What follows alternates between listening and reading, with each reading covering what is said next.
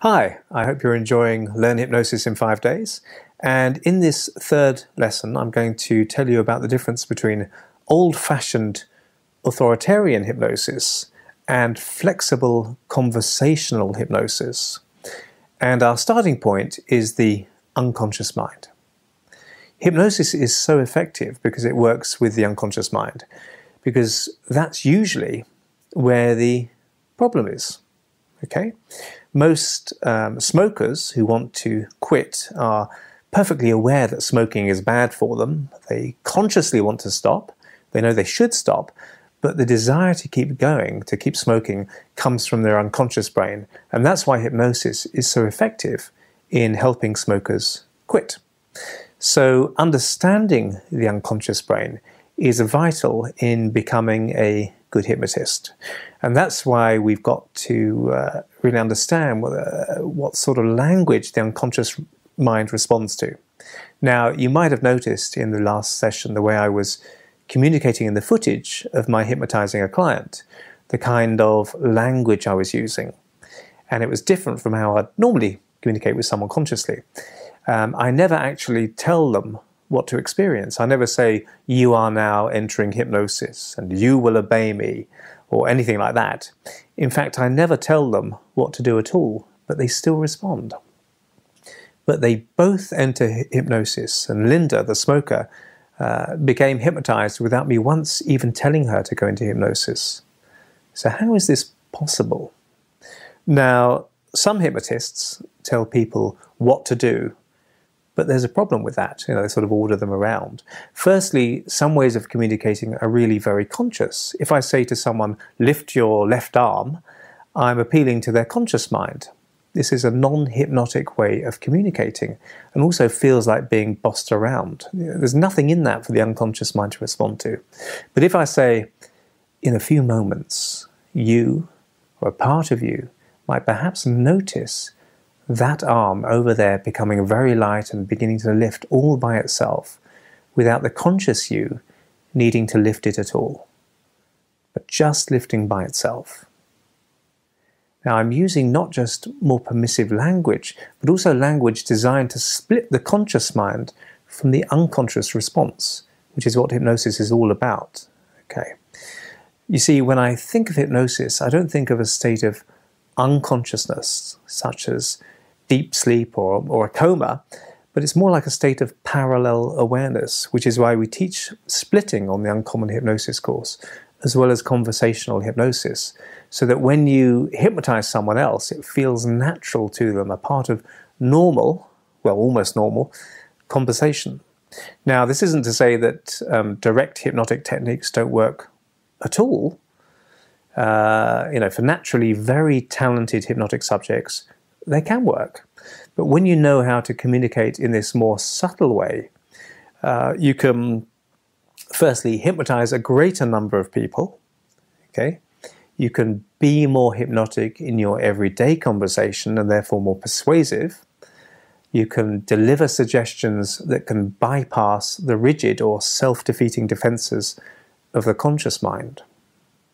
So when you learn indirect permissive, or what's sometimes called Ericksonian hypnosis, you have a huge advantage because you're learning the language of the unconscious mind. When you use the language of the unconscious mind, of course the unconscious mind responds and the person becomes more hypnotic. So you can communicate with a part of the mind which controls subconscious responses much more easily. And of course, some people are naturally great hypnotists without even knowing they're good hypnotists. Great storytellers or novelists or songwriters evoke all their listeners' senses. A great novel won't just tell you what a character sees, but a great novel will also tell you what they hear, feel, taste, touch, and smell. Okay, uses all the senses. Likewise, a great hypnotic induction will help you evoke all of sensory experience. So you're entering self-hypnosis, or when you're hypnotizing others, be sure to suggest not only what sort of thing they'll be seeing, but what they might be feeling, smelling, tasting, and touching. I've talked a bit about the utilization principle, building a spontaneous hypnotic induction around the unique interest and experience of the person you're hypnotizing. That's such an important principle. But I want you to be as flexible with hypnosis as possible. So now I want to teach you a structured hypnotic technique called the staircase induction. Okay, so you could begin by closing your eyes. Maybe just place your hands slightly apart on your legs. And I'd just like you to begin by just thinking about, a beautiful pathway or staircase, And you could just visualize Linda with your healthy lungs and your increasingly healthy skin and your younger looking eyes. Beautiful steps, maybe 10 or so. That's it. Could be steps along a path or real steps going down to somewhere very relaxing. And what I'd like you to notice is that with each step, you can feel just a little bit more relaxed all over your body, right through your mind. Almost as if you're breathing pure rest and health to every atom of your body. 1 and 2 steps. Just imagine feeling the step beneath the feet. 3. Or the colors or the light. That's it. Down to 4, and just at the bottom of that staircase could be the most delightful, calming, restful, relaxing place. And 5. Halfway down that staircase. Feeling increasingly relaxed. And 6, and maybe you'll get the same lightness in that hand as you begin to relax deeper. That's it. And the lightness in the fingers. That's it. As your body becomes fitter and stronger. And 7. That's it. It's almost as if an invisible hand is lifting that hand. That's it. In a few moments, when you prepare to go down to the 8th step, you can notice the whole arm feeling lighter. That's it. And just lifting all by itself, your unconscious mind. That's it. Just lifting that hand all the way now. And the higher that hand lifts by itself, the deeper into hypnosis you can go. And they're both lifting. That's interesting. And 8, and a few steps, ultimately relaxed down to 9, and 10, and the 7. Hands lift all by themselves. And deeper into a healthy future. To the sense of being so healthy and calmer.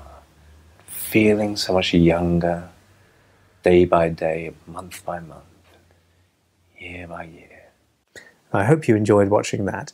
Now, the staircase induction, or indeed any structured induction, is a great way of learning hypnosis when you're still mastering your language patterns. And we teach this technique in more detail on the Uncommon Hypnosis course. And it's a great way of going into self-hypnosis as well. As well as using it for other people. Now, the thing about learning structured inductions is that once you've learned a couple, you can use parts of very structured inductions inside of a more permissive, free-flow conversational induction. So you can sort of mix and match a bit. They're also really useful as way to help you when you're learning hypnotic language in the beginning and becoming fluent in your hypnotic approach. So as an action point, I'd like you to do this as lesson 3's homework, and just rewatch the short video clips from lesson 1, 2, and 3 and think how I'm using my language permissively, and also notice where I'm appealing to their different senses, such as sight, sound, and so on. And that's all the homework you've got. It's pretty simple. And if you notice any other hypnotic communication patterns I might be using, or you think I might be using, even if you haven't got a name for them yet, then so much the better. In the next lesson, that's lesson 4, we'll be getting started on specific techniques for self-hypnosis. I'm going to share with you a personal story about myself, about a panic attack I had many years ago and how I used self-hypnosis to very quickly feel better to the point where I couldn't have any more panic attacks. So I'll see you next time.